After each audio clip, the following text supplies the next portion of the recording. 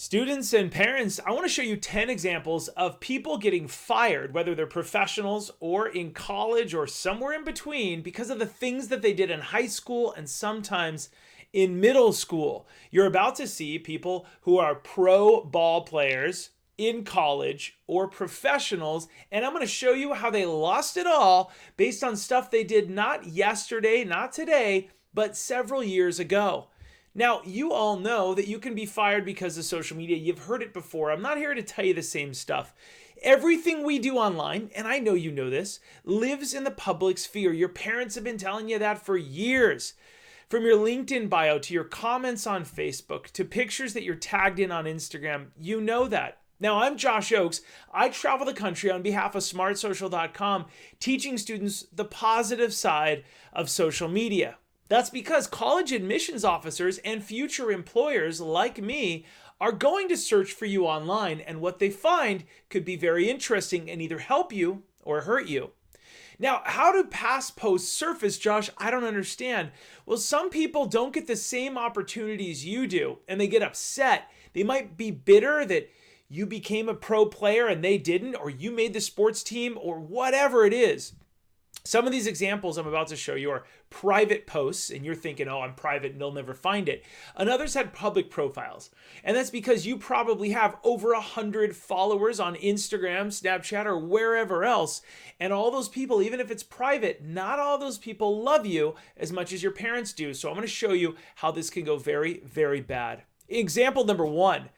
Hours after winning college football's most prestigious award, Oklahoma University quarterback Kyler Murray apologized for using offensive language in a series of tweets from his past.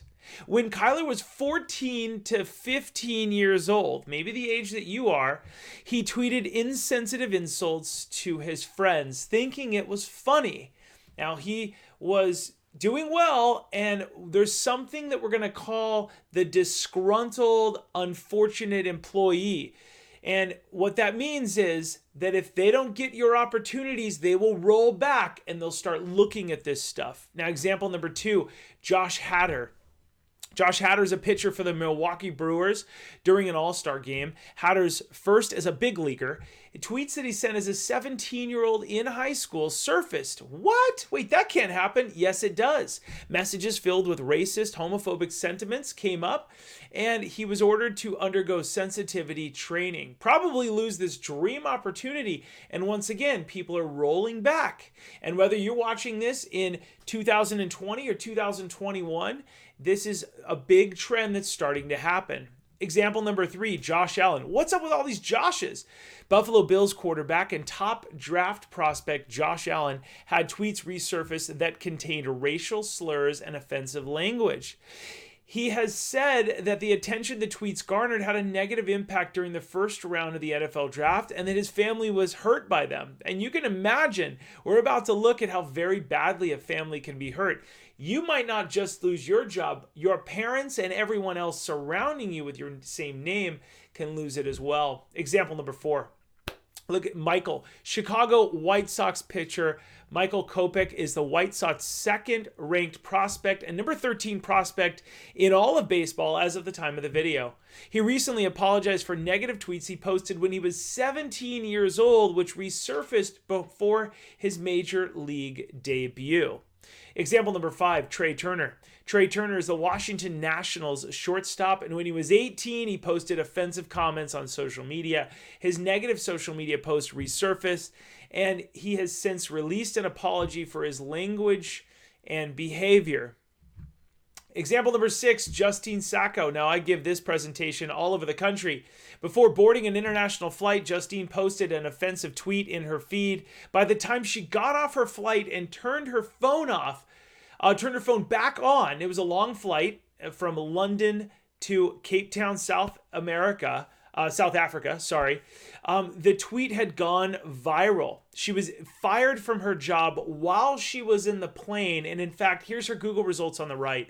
If you Google Justine Sacco during this long flight, because she posted something really inappropriate, not meaning to be inappropriate, but she didn't think it through, While she was in her flight, if you Googled her name, Google is so smart. It said, oh, Justine Sacco, everybody's tweeting about this flight.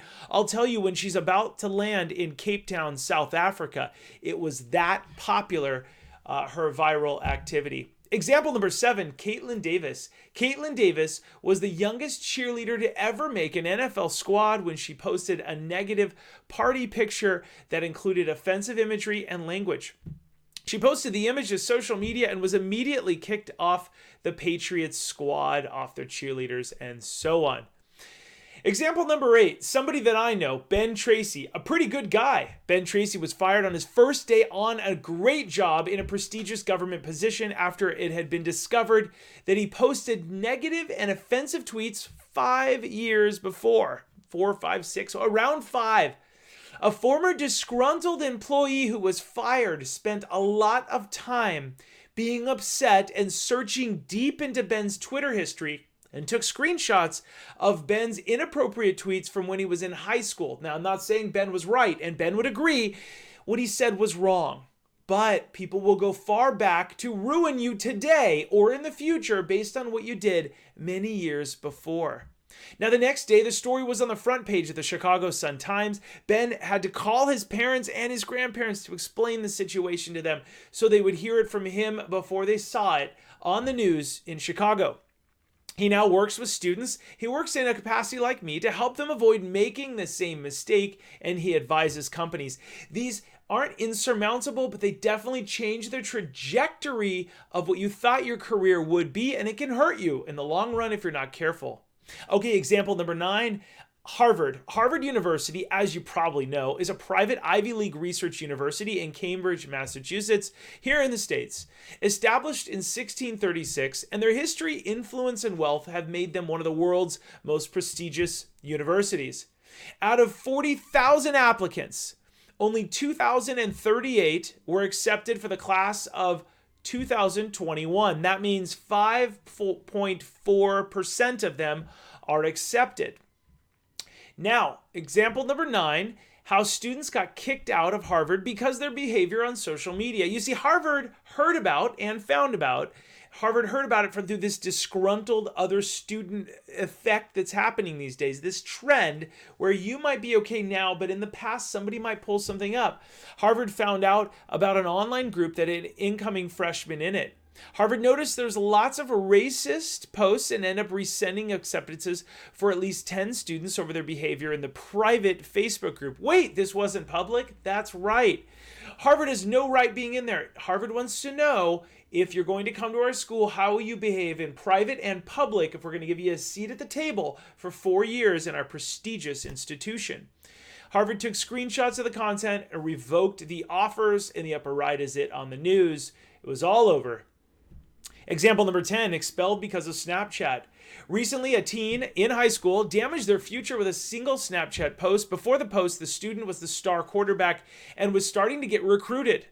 Even though he deleted the original negative Snapchat post, screenshots of the post were circulated throughout the community, which resulted in the student being expelled and drastically decreasing the likelihood of him playing and being recruited by a Division I program. Example number 11, expelled because of Instagram. A student found a teacher's Instagram photo and thought it would be funny to put it on their page, saying that this was the teacher who sent them home.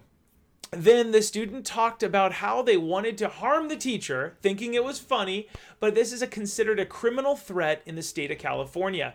Though the student had no intention of hurting their teacher, officials wrote a crime report which resulted in the student being expelled. It leads to very serious things, even though it seems funny at first. Now, what can students do? Students understand the positive and negative effects of using social media. If you made a mistake online, remove that post, talk to an adult, apologize immediately, but remember that once something's shared on social media, it can be posted elsewhere as well. Use your devices with a purpose as opposed to just a pastime. Keep all of your posts light, bright, and polite. Assume your posts will be read by your peers, family, teachers, and future employers. Reach out to your friends and family when you need to vent via texting, phone calls, or meeting face-to-face. Consider avoid using anonymous apps, and I know we've seen them all, YOLO and everything else, and because you'll get less friends, and instead focus on platforms that are in our green zone that help you build a positive online portfolio for colleges and employers to discover. We're going to talk about that in a sec. To find a positive social media platforms that help develop your footprint, see our Green Zone app guide on smartsocial.com. Remember to highlight the things that you want to be known for. That means school projects, hobbies, passion, work, volunteering, family vacation photos, not bragging, but showing people the activities and how you spend your pastime, your recreational time, and your activities, so that a college can see that on their campus, you're going to be productive, awesome, a leader, and bring people together. Now, consider, parents, you can schedule a free strategy session with us. You can go to smartsocial.com. We build a screen time plan, a private portfolio, and all kinds of different things. But I actually want to walk you through our 5-step process for every middle schooler and high schooler to protect them in the long run. You see, we treat devices like a car. Everybody wants to get these earlier and earlier, and we do want students to use them, but we want to know that these can hurt your family and everybody around you. And even if you're safe on these, just like a car, another driver can hurt you. So our Driver's Ed membership program teaches you how to drive safely on social media. And it really starts with a goal and a certificate. The student says, yes, if I'll take this, here's what I want out of it in the end. And we give everybody an incentive to join. Districts, we do this on a mass scale and have thousands of tickets to this available to school districts and as well as principals. So students and parents in safety learn how to spot good and bad apps. We want the students to spot them because we want the students to know ahead of time where they will actually lose friends and where they'll gain friends. Next is connecting with your friends in a positive way. Now, districts, this is really mental health, but we want to show students how to be happy online. And our mental health content shows them how to balance the positive side of social and how to look out for bullying, screen time. Then we use Google to see who's posting about you, who's tagging you in photos. And even if a student isn't online, we show them how other people who might look like them are damaging their online brand. Then we help students map out their reputation by building a private portfolio. We teach students how to plan their route and turn their activities into an online portfolio. And we do this by listing all their activities and their volunteer. And this really is a private resume building session where the student comes alive. Not only does session 3 change their view of online, but session 4 says, wow, I am getting positive reinforcement about the things that I'm good at. Volunteering, music, sports, whatever that is, Girl Scouts, Boy Scouts. And then step 5, you see steps 1 through 4 on the left side of the screen are for every single middle schooler, and middle schoolers, districts across the nation are agreeing with us and bringing us to their city. Step 5 is for high school. That's where you get in that car, you get on the road, and you build that public footprint. You launch that portfolio into a public portfolio, which is a website, so that when people Google you, it comes up first, your volunteer, your activities, all these great things that your parents love about you and they approve.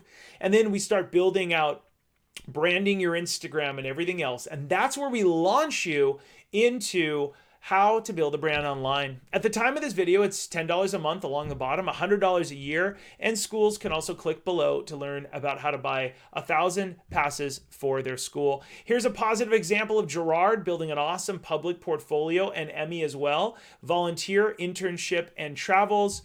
You can click the links below or on the screen to learn more about smartsocial.com. Be sure to subscribe, rate, and review this video so I can reach more people.